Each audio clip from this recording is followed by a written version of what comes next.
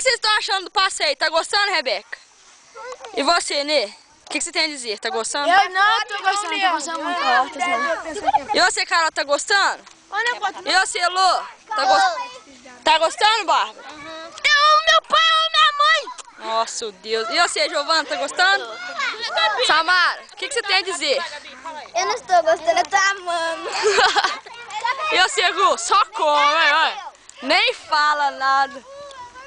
Fala aí alguma coisa aqui. Muito bom, passei. Muito bom. Esse é Bi. A Bi não tem nada a declarar. E você, Cris, tá achando do passeio das crianças? Diga pra nós. Adorando, olha a minha fartura. Ê, beleza, hein? E você, Carlos? Muito legal. Muito legal, é isso aí. Ô, Matheus. Tá gostando do passeio? Tá?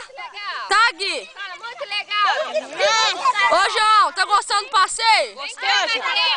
Quer ir embora, João? Quer ir embora? Não?